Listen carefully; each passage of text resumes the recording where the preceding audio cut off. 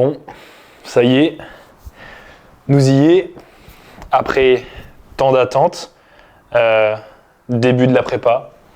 Première semaine de prépa, aujourd'hui on est vendredi, la prépa a commencé depuis lundi 30 mars, si je dis pas de bêtises. On a commencé la prépa avec un poids en moyenne aux alentours des 86,5. Bon, j'avoue que le week-end avant le début de la prépa, j'ai un peu profité, donc le poids a un peu up, mais le poids a vite diminué, donc ça c'est plutôt bien. Donc ouais, on s'était fixé un poids départ aux alentours de 85-86 kg. Je pense que c'est chose de respecter. Le off-saison s'est vraiment bien passé. Je suis très content des résultats obtenus jusque-là. Maintenant, c'est le début de la prépa. Donc poids de départ aux alentours de 86 kg. Je vous mets le physique update, là, le dernier physique update que j'ai fait juste hier. Donc on était jeudi parce que j'ai fait un peu de posing.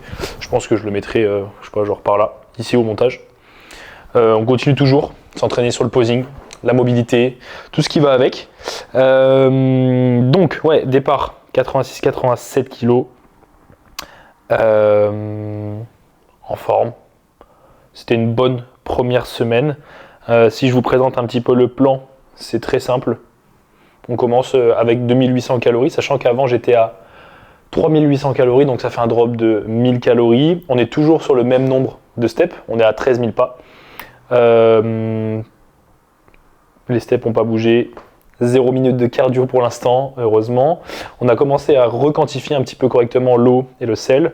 On est entre 4 et 5 litres d'eau par jour et 6 grammes de sel. Voilà un petit peu pour le plan. Si je vous dis un petit peu plus au niveau des macronutriments, on est... Bougez pas, j'ai le total calorique dans tous les cas de tête, mais je vous dis les macronutriments. Hop, alors du coup on est exactement à 2771 calories. 218 grammes de prot, 318 grammes de glucides, ainsi que 67 grammes de lipides. La diète en général n'a pas changé, toujours la même chose. C'est juste les quantités qui ont bien diminué.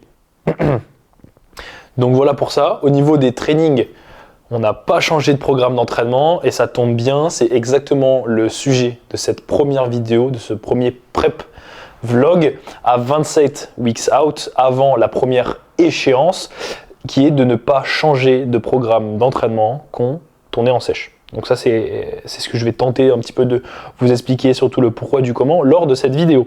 Je vous ai parlé de 27 week out, on est à 27 semaines de la grosse échéance, on va dire, de la saison, qui est WNBF à Montargis en septembre, le 27 septembre pour la catégorie classique physique bodybuilding. Donc voilà un petit peu pour tout ça. Si je vous fais un bref retour pour finir l'intro là sur la semaine, ça a été une très très bonne première semaine avec des perfs toujours. En fait, si je vous montre le logbook typiquement, tout est vert. Toute la semaine a été vert, que de la progression. Donc je suis plutôt content. Je me sens bien, je me sens déter. Et j'avais très hâte d'attaquer cette prépa après plus de un an de off-saison, donc je suis assez content là-dessus. Donc, comme je vous disais, avant qu'on fasse la transition, il est actuellement 11h30 midi, je vais aller manger mon pré-workout qui est toujours le même avec des quantités différentes. Je mange ça, chemin à pied pour faire mon nombre de pas à la salle, parce qu'actuellement j'ai travaillé tout ce matin, je suis environ à 1200 pas. Donc on mange, on va en direction de la salle pour ma séance upper que j'ai jamais filmé pour YouTube.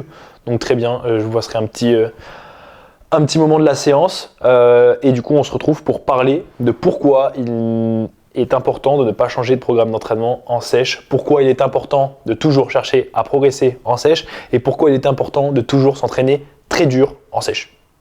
Donc je vous dis à tout de suite. Bon, du coup, on va parler des erreurs classiques que beaucoup de personnes font en sèche et des principes à respecter pour progresser intelligemment. Il y a encore beaucoup trop de personnes qui pensent que quand on est en phase de sèche, il faut totalement changer de programme ou même encore augmenter le nombre de répétitions ou encore baisser la charge, mais c'est une grosse erreur. Et je vais tenter de vous expliquer pourquoi. Le point numéro 1, c'est que le corps apprend des mouvements via ce qu'on appelle le schéma moteur. Chaque exercice a une mécanique bien spécifique à lui-même et ton corps a besoin de temps pour s'adapter avant de pouvoir progresser réellement. Le point numéro 2, c'est que du coup, les premières semaines, tu ne vas pas vraiment gagner en masse musculaire, mais tu vas plutôt améliorer l'efficacité nerveuse et la coordination pour chaque mouvement. Et ça, c'est ce qu'on appelle l'adaptation neuromusculaire. Et ensuite, le troisième point, c'est si tu changes les exercices dès maintenant, tu recommences cette phase totalement à zéro d'adaptation et tu perds du temps et du signal musculaire.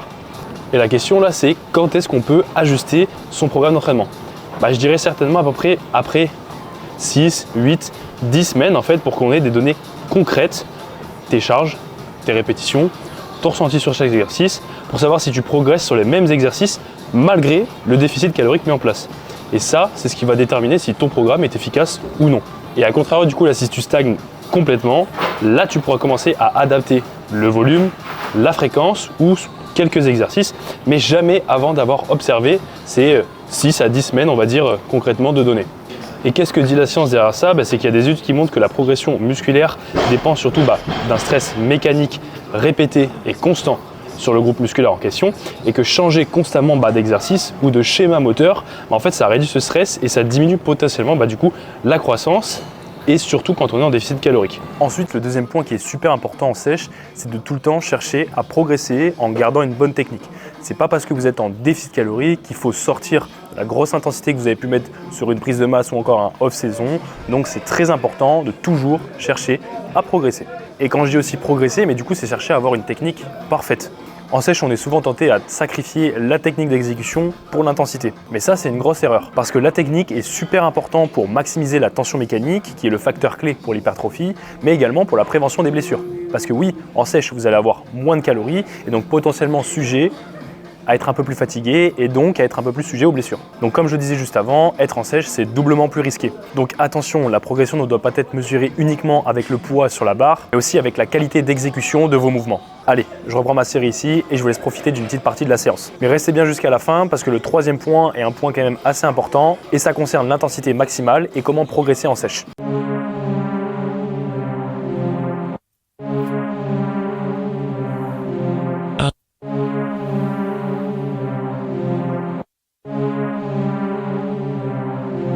Okay. Blacked out like a phantom. Your phone keeps having a tantrum. You won't boy got the party. This song your national anthem. Fuck gold, I'm platinum. My bro sipping some magnums. Got girls flocking all over 'cause I'm young, lit and I'm handsome. If you talk shit, then I bang 'em. You're banned out to the mansion. You've never got no motion, lads. You've never got no action. Bitch, I'm all about me passion. Music, money and fashion. Drugs and girls come later. In the end, it's all a distraction. Okay. My girls on my back like why you smoke for? Hypocrites just turn it to a cold whore. Kate Moss fame and my bitches need their own tour. She jealous of the fiends like why you always on the phone for? Been about bands and he called me the strangest. The APs ain't ready to talk. Little man's been a wrong name for the kid. He the biggest three man is incredible hope. Purple runs man's getting in boat. All of my haters getting them so. Bad bitch when they get in and click when they hear their song. She ain't getting them so. Blacked out like a phantom. My phone keeps having a tantrum. You boy got the party. This song your national anthem. Ok, on a vu pourquoi il fallait garder son programme d'entraînement et continuer à progresser sur son programme d'entraînement, notamment en sèche. Et maintenant, on va voir pourquoi il est important de garder une intensité maximale tout au long de ses entraînements et toujours chercher à s'entraîner le plus dur possible. Tout simplement parce que chaque série doit envoyer un signal clair à ton muscle. Il faut que tu sois le plus proche possible de l'échec musculaire, c'est-à-dire être RIR 0. L'objectif, ça va être de venir stimuler suffisamment ton groupe musculaire pour qu'il maintienne, voire même développe sa masse musculaire. Il faut que vous partiez du principe que la fatigue est un outil et pas un obstacle. Vous devez être capable de pousser l'entièreté de vos séries à l'échec musculaire. Oui, l'entièreté.